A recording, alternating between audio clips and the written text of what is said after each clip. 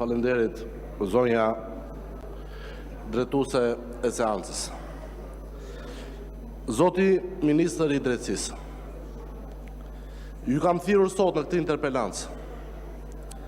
për të dhënë llogari për një krim shtetëror të kryer me vetdije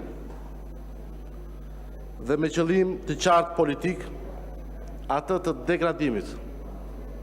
sistematik të sistemit penitenciar nga një institucion, rehabilitimi në përgjithësinë tuaj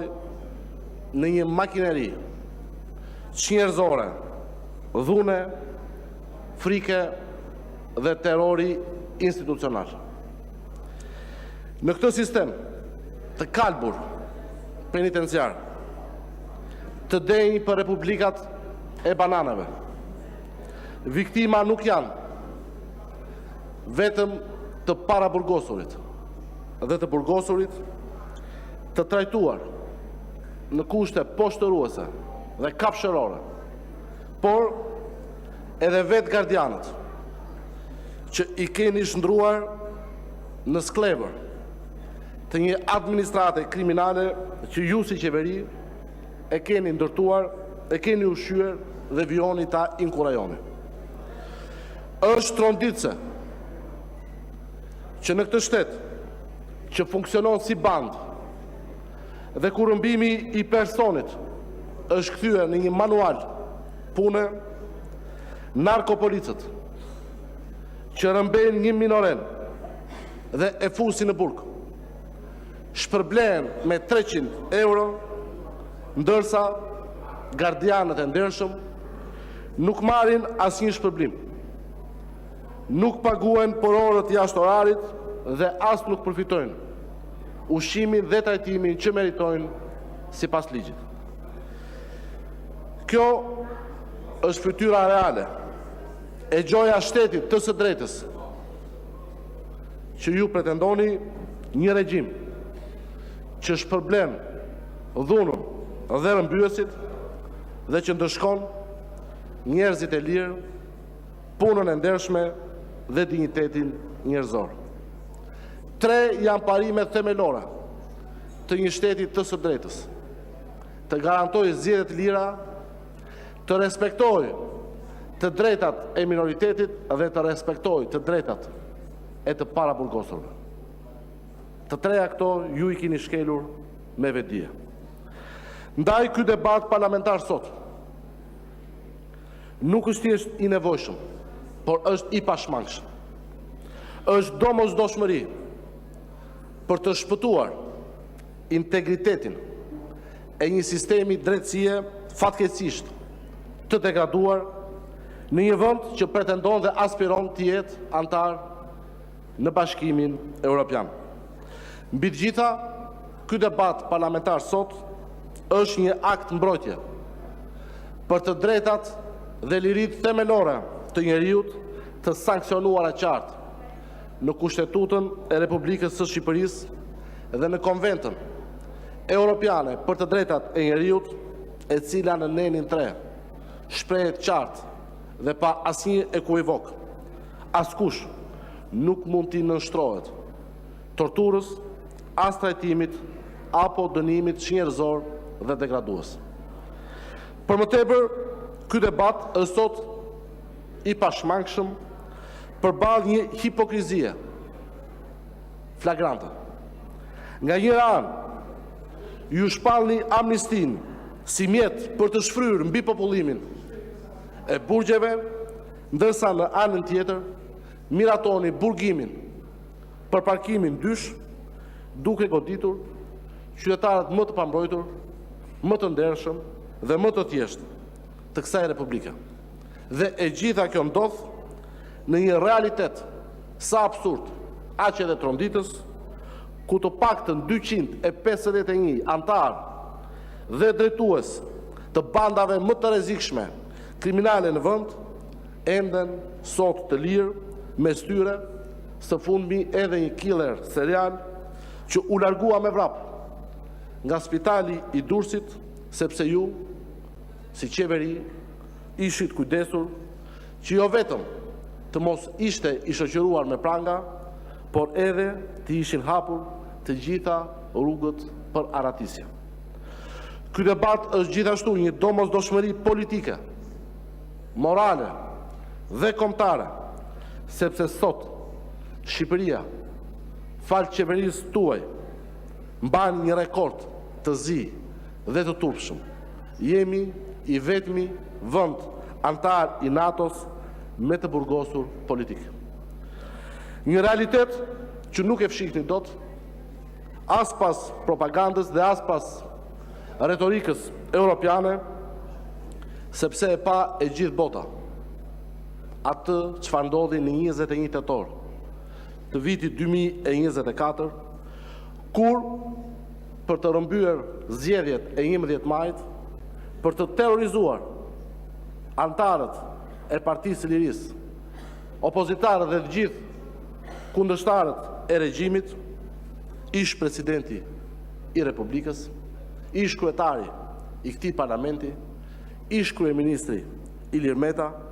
në mbrojtje ligjore nga Garda e Republikës, u rrëmbye dhunshëm nga bandit të maskuar dhe të armatosur, u turoi zvar në mes të ditës dhe u fut me forcë në një automjet privat, duke u mbajtur peng për rreth 2 orë.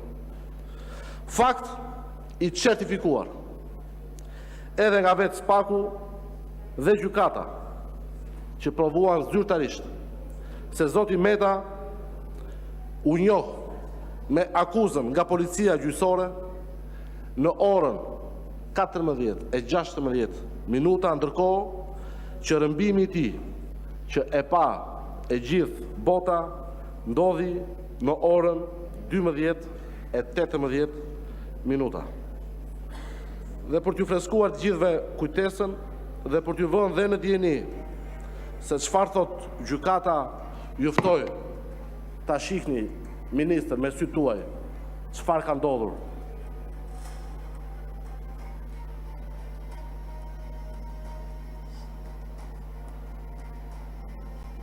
Lexoni dhe vendimin e gjykatës.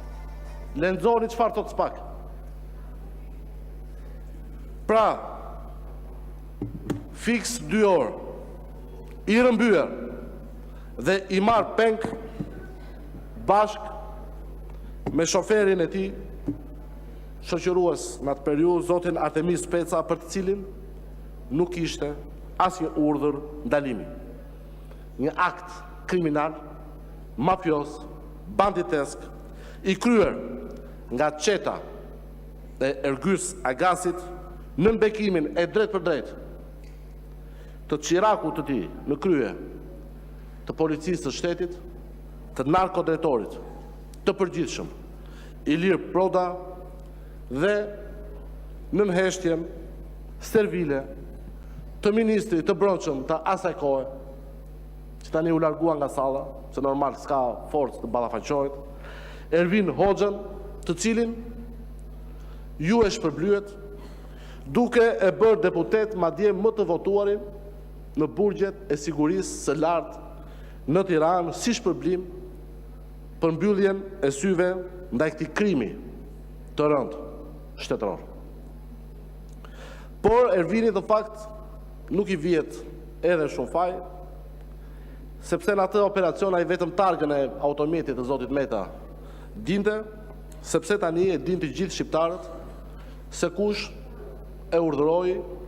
kush e udhëhoqi dhe kush e drejtoi atë operacion kriminal, koordinatori special i lidhjeve të Edi Ramës me bandat, Gys Agasi. Pra, kjo qeveri band, që rrëmbimin e kundërshtarëve politik, të qytetarëve dhe të biznesmenëve të ndershëm e ka kthyer në manual pune, sot është dita para këtij kuvendi dhe para të gjithë qytetarëve të Republikës së Shqipërisë të japë llogari 1-1 dhe deri në 1 për të krim shtetëror, të kryer ditën për diell me urdhër dhe me porosi direkte të kreut të organizatës. Aleksej Navalny, nga qelia e tij ku edhe humbi jetën nga regjimi autokratik i Vladimir Putin, paralajmëronte se frika është arma kryesore e tiranisë dhe se kur shteti ka frikë nga fjala e lirë, ai burgos trupin në përpjekje për të heshtur mendimin.